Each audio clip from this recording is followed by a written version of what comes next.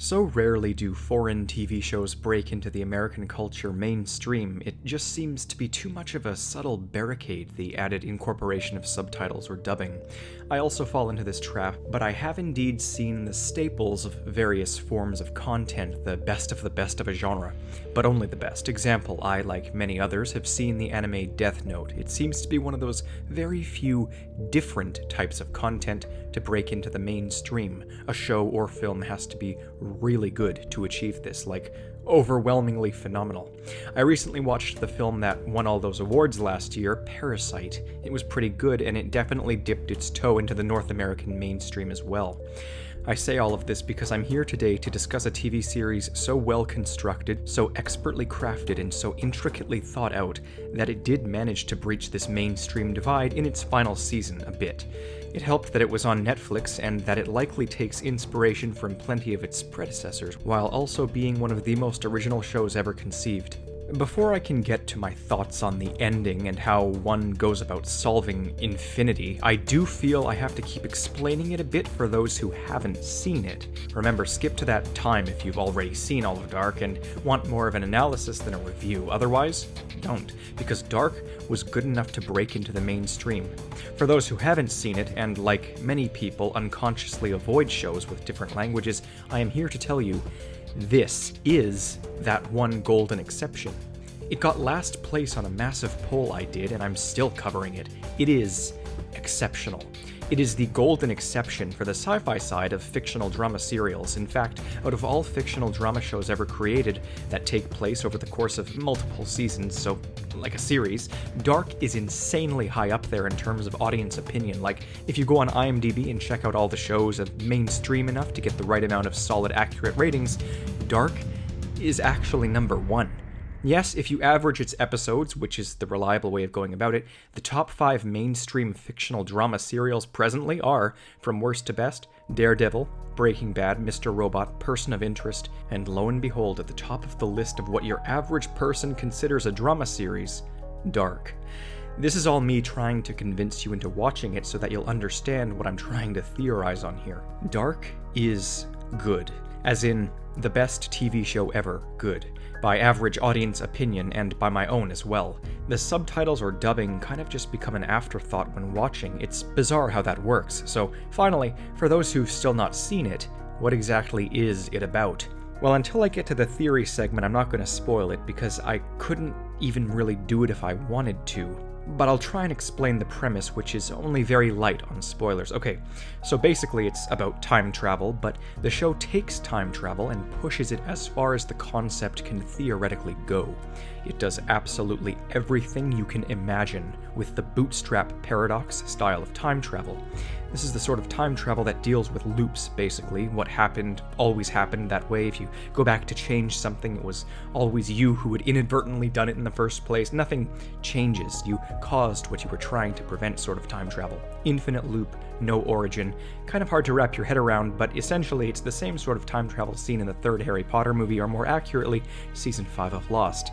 I'm not spoiling those either. It should be clear from their fantastical premises that time travel would eventually be a part of them in one way or another. But if you've seen those, especially if you've seen Lost, just think of Dark as that, cranked way past 11. Insanely complicated but steadfast rules of whatever happened immutably. I could explain the show beat for beat, what happens in each episode, but it wouldn't do it justice because the show's time travel gets so insane that you internalize it as normal by the later seasons for different times of the same character to be in various situations, to the point where it's almost like it brainwashes you into viewing it through a new lens. It evolves into a philosophical marvel, an existentially horrific situation about the bleakness and misery of scientific fate, about the absolute futility of trying to change anything, and about the never-ending nightmare, the never-ending cycle, where every single time loop is interconnected to every single other time loop. So basically, recapping the events of the show is pointless because when you're watching it, you're seeing it through a unique, handcrafted lens, and the experience is radically different. A more accurate way of recapping the show is simply by saying, Literally everything is connected. This is because by the end, you realize that this is far more of a thought experiment than any sort of TV show you've ever seen, and it's to the point that you almost certainly do require a few charts of notes when watching through the first couple times. It is the best and simultaneously most complicated piece of time travel fiction ever, hands down, and it's because it dismisses the novelty of paradoxes quite early on. They just become another aspect of the show. Insane time-traveling plot twists are just pieces on a board, and the real joys end up coming from the insanity of the existentialism permeating what you're watching. It feels like an infinite nightmare, basically, but it still feels digestible. It's not overly artistic or metaphorical, it's grounded, which is why it's so intensely wild to witness. It's also extremely scientifically minded, so basically it feels like a TV show, but acts like an existentialism masterclass and actually is a thought experiment. Very hard to explain, but it's grounded for those who want it to be, it's complicated for those who want it to be, and it's philosophical for those who want it to be. The trade-off for this is that the characters, for the most part, are also just pieces on a 5D chessboard. Don't expect to be as connected to them as a normal TV show. With all of this said, here's how I understand the ending.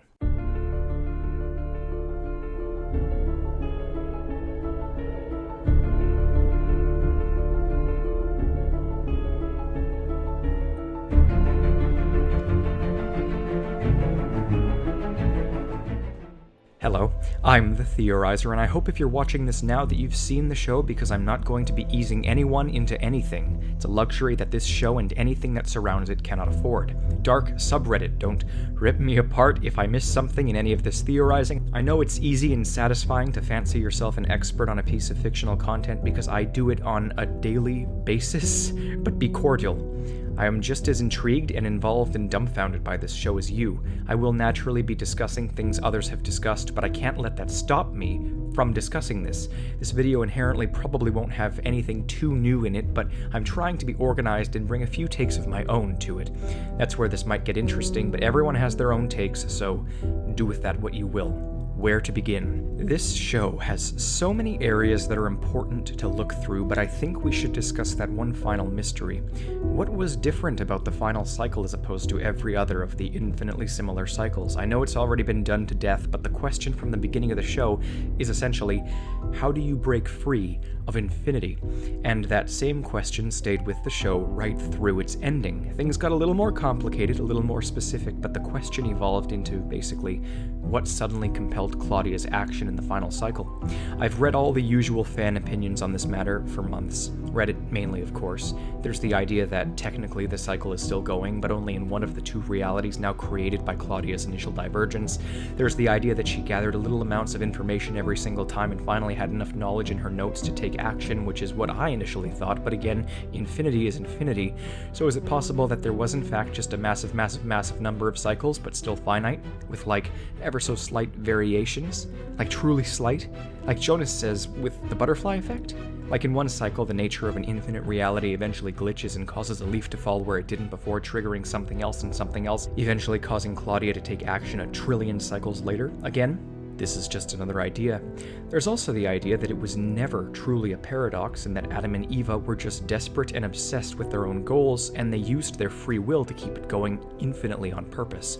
This fits directly with the messages of the show and how people don't let go. It still doesn't make sense, though, with Claudia's sudden change. What was so different? Again, it could have been something to do with the finite cycles and butterfly effect. Claudia seems to think it was infinite, but it's really only infinite from our perspective. Like, the characters are still aging and dying.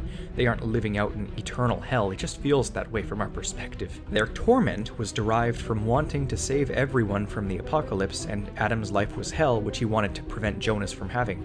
Eva didn't care because her world was ruled with an iron freaking grip, in which she basically worked with her other selves to control her entire universe and kill everyone in a steadfast apocalyptic event, sparing suffering. It's why she was fine with it, minimal suffering on her end. But infinity cannot exist like this in reality. It's a mathematical concept. An infinite system with no origin cannot sustain itself. So while we still don't have an answer, and neither do the writers, as none of us can solve the predicament that is mathematical infinity, the options seem to either be that it wasn't infinite, or that reality started glitching from a paradoxical overload. maybe. There are still more intense solutions as well. Most people seem to think that the original H.G. Tannhaus didn't know what he was doing, but I'm pretty sure he knew exactly what he was doing, considering he essentially created a hell situation that had to break reality to save his son. Imagine if every instance of time travel's creation in our history has happened, but something like Dark occurs and we have no recollection of reality being rewritten. We just see it as a supernatural event, like Jonas and Martha being seen as angels to Merrick. Tannhaus had his entire situation sort of get infused into the fabric of the dual system of Adam and Eve's worlds. Baby Charlotte's name transferred over into Charlotte. Sonia is an anagram of Jonas. The pattern of parents losing their children was infused into this situation, into the storyline of these two universes. It happens constantly. So the question of whether he knew what he was doing or not is an interesting one, because clearly he has regret over his desperation, and how can he not know what he's doing by pressing these two buttons at once? Even I knew. The damn machine of course looks and sounds like a giant time travel ball. I'm also pretty sure I have a satisfying way of describing what went down in the finale in terms of escaping their dual universe system. Okay, so basically, you might know this or not, but the 0th dimension is a coordinate, the 1st dimension is a line, the 2nd is a plane, 3rd is a prism, and then here's where things get finicky, but just know that in science fiction like this especially, this is where things get interesting. IRL, things are funny here. Some think that time is the 4th dimension, some disagree and see it as just more incomprehensible spatial stuff, which I suppose time could theoretically also be. I mean, we're pretty damn limited, but science fiction like Dark loves the first one, so I'll just use it as my descriptor here. Time is 4D. We are stuck on a timeline in the present. Dimension number 5 is again theoretically a parallel timeline, in other words, a mirror world of sorts. Dimension number 6 is the multiverse in all its fascinating glory, a theory of branching paths wherein you make a decision to eat a cookie or not, and both coexist in two alternate futures. And there are nigh infinitely many paths for the enormous number of electrons in a system or something, string theory stuff, but Dark tried its hand at quantum entanglement, in a way, sort of. It tries to incorporate free will, but Eva always uses her Mobius strip loophole, almost like there's limited free will insofar as you can change things, but you always changed things. That's sort of more like the TV show 12 Monkeys, actually, but regardless, Eva seems to be utilizing some sort of overlapping dimensional science here, and it could be the 6th dimension, but I'm suspicious. Anyway, here's where things get genuinely more interesting. The 7th dimension is, as I somewhat understand it, a parallel beginning of time. Like, sure, a parallel world is cool and all, and infinite parallel worlds are cool and all, but they're all based on the presupposition that everything is branching from a point, the Big Bang. What if another set of universes started with something else, like not the Big Bang, or its own version of a Big Bang? That's where this comes in. A parallel beginning of time. A parallel multiverse. The 8th dimension, of course, then, should be clear. Infinitely many beginnings of time, and this is what I will aptly henceforth refer to as the Omniverse. With that said, Jonas and Alt Martha sneakily glitch out of their multiverse, and we finally see the path between not different times, but worlds. Their mere presence here infuses them into the fabric of their respective worlds. Yes, that is my theory. That because of this connection point existing outside of everything, their mere presence and them seeing each other as children and their being there is sort of how their essence is related to their universes. They are the representatives of their worlds. They were always connected in here. This is how it always happened, but in a higher sense, not like the rest of the show. This universal infusion is more like how Hannah got deja vu of Jonas's name. He and Martha's presence between multiverses infused their imprints in them. This is my point. The origin world is not just a third world, it's the original one. It's wider. It's on a different understanding of physics, and time is mutable, which is why the past is changeable here and not in the other two. It's because its origin differs. The origin world was born of a Big Bang, and Adam and Eva's worlds were born of Tannhaus's experiment. You can see how knotted and messy time is. Earlier in the show, they refer to the floating white particles as time itself, and in the omniversal passageway they glitched into, we see just how knotted, messy, and interconnected all of these particles are. These are the time loops, and Jonas is standing smack dab in the middle of the entire show. This is his universe, represented all around him at once. Again, just my idea, but a fitting enough one. Of course, escaping and muting the past and being observed like Schrodinger's cat in a setting with different laws of time is ultimately what ends the situation, but it's still impossible to conceptualize the idea of why this time? aside from comprehending the fact of the matter, which is that it's a glitch in the Matrix, as the show hammers home hard. Jonas and Martha made themselves the glitch in the Matrix, made themselves soulmates, and always had, on a paradigm of omniversal space-time laws, as opposed to the more multiversal bootstrap ones applied within their little universes.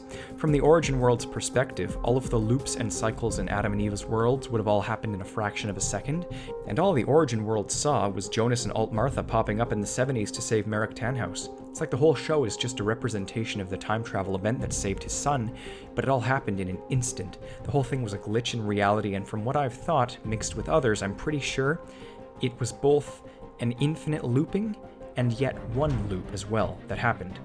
All it took was one time for Jonas and Martha to interrupt Merrick, but it happened infinitely, didn't it? Well, yeah, but of course not by the origin world's linear rules. The worlds spawned with an infinite history, but none of that history actually happened in the context of linear time. Things spawned, and then just the next instance that they escaped and changed the past. It only had to happen once. The history of it never happened, it just looks like it did. They just had to do it once in the next cycle that followed the creation of the two worlds, at least from the original world's linear perspective. It's an exhausting way of thinking, but it's because of the differing rules in differing places, and I think that's as best as it can be understood. The people of Reddit have certainly tried comprehensively compartmentalizing all of this, and I've read some things, not many dark theories outside the norm, but it's really impossible for our brains to muse infinity. One multiverse is infinite, one is not. It's as simple or not simple as that. I can feel this brick wall in my brain that won't let the thoughts pass through every time infinity gets brought up. It's mildly stressful. So let's see. I gave my opinion on why I think you should watch the show, then haphazardly discussed my thoughts on the original Tannhaus, the Omniversal Passage, and Claudia's both single and infinite cycle. But this is all just the ending of the show. It's so complicated, there's so much more to discuss. I've always shied away from discussing shows that have been discussed, but I just love this one so much I can't help myself. I did illustrate a family tree too, so while it's not a theory, it's just some more analysis I'd like to incorporate here. I didn't include all the littler relationships like Elizabeth adopting Celia on both sides, presumably, for example, but I've certainly got enough here, and biologically everything, of course. The cool thing I noticed, which you don't necessarily realize from the family trees the show presents, is that Eva's world is all a part of the ancestry of the Nielsen family too. Like, sure, you know it, but when you're watching the other world, it always just kind of seems like parallels of our main characters. The alternate Martha kind of seems like, oh, it's not, you know, as bad because she's not his aunt. It's just a mirrored DNA aunt. But actually, it's also his great, you know? You're so focused on the cycles and paradoxes that you forget sometimes that they too are a part of the ancestry of Jonas and Ulrich and the gang. It's just something that sort of hit me suddenly when I realized that alternate Claudia is Jonas's great grandmother. I know that nobody who watches me watches Dark. The polls have been very clear about that, but they should watch it. If you're a fan of Dark, I overwhelmingly recommend the show 12 Monkeys. After the first season, it gets pretty good. Pretty similar concepts to Dark, except it also has characters you really get attached to. I sort of remember it as this. 12 Monkeys is the best time travel show, and Dark is what the f***ery incarnate. With that in mind, watch 12 Monkeys, it needs it. Season 2 and on is conceptually like Dark, but not thematically at all, I'm telling you, and it perfectly sticks the landing as well. In Dark, the characters realize they're in a loop and they start collapsing into their own misery and depression. In 12 Monkeys, they say, oh shit, it's an oops loop, even though the stakes are astronomically higher. It had horrendously underdone promotion, but if Dark focuses on time travel and does it perfectly, then 12 Monkeys focuses on everything and does it perfectly. If you're new to my channel, subscribe. This show needs more people, even though it did, again, dip its toe into the North American mainstream near the end of its life. It's just the best. With that said, if you're new here, I do caution you against some of my other recent videos. That is all. Until next time, I'm the Theorizer.